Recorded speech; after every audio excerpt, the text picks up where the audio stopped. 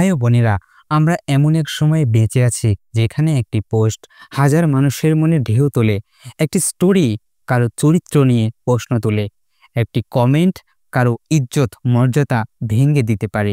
কিবোর্ডের প্রতিটি চাপ, প্রতিটি কলমের প্রতিটি দাগ, এগুলো কেবল শব্দ নয়, এগুলো আমানত। আখিরাতের পাল্লায় এগুলোর ওজন হবে এবং উঠবে, নামবে।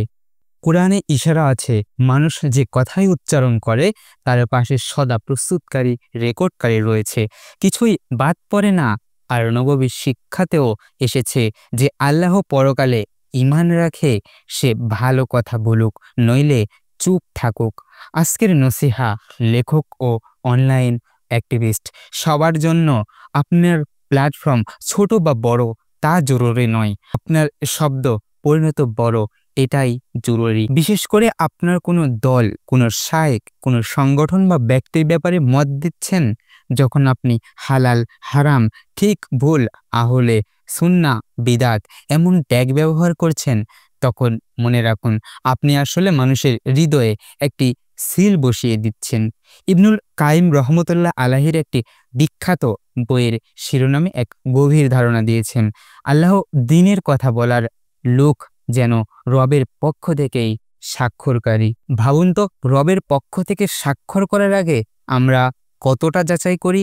ভাই বোনেরা, একটি লেখা প্রকাশ করার আগে আমাদের অন্তত একটু ভেবে দেখা দরকার, এই লেখার উদ্দেশ্য কি? এটা কি হিদায়াতের জন্য, নাকি শুধু মানুষের প্রশংসা আর ভাইরাল হওয়ার জন্য?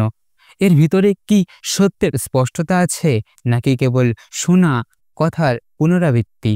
ভাষার ভিতরে কি দয়া, নরম স্বর, সহনশীলতা আছে, নাকি ব্যঙ্গ, বিদ্রূপ, পূর্ণতা? এবং সবশেষে এই লেখার জন্য আখিরাতে আমি কি জবাব দিব?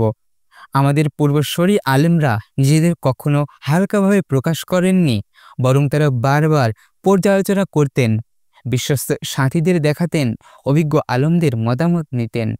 এত কষ্টকর প্রক্রিয়ার পরেই তারা কলমের দাগকে মানুষের সামনে পেশ করতেন, কারণ তারা জানতেন এই লেখার হিসাব একদিন রবের দরবারে দিতেই হবে। আজ আমাদের প্রয়োজন সেই সতর্কতা।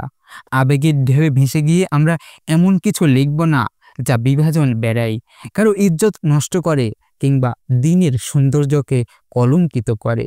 বরং আমরা লিখব হিকমতের সাথে, দায়িত্বশীলতার সাথে, এমনভাবে যাতে পাঠক উপকৃত হয়, সংশোধিত হয় এবং আল্লাহর দিকে আরও ঘনিষ্ঠ হয়। প্রিয় ভাই ও বোনেরা, কলম ও কিবোর্ড একটা আল্লাহর বিশাল নিয়ামত। যে এই নিয়ামতকে সত্য প্রচারের হাতিয়ার বানাবে সেই সফল, আর যে এটাকে অপব্যবহার করবে সেই ক্ষতিগ্রস্ত। তাই আসুন আমরা সবাই মিলে চেষ্টা করি আমাদের লেখনী যেন হয় ইলম, ইনসাফ, হিকমত, দায়িত্বশীল ভরা।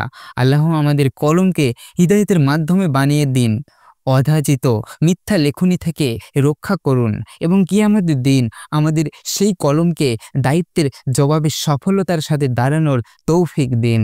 আমিন।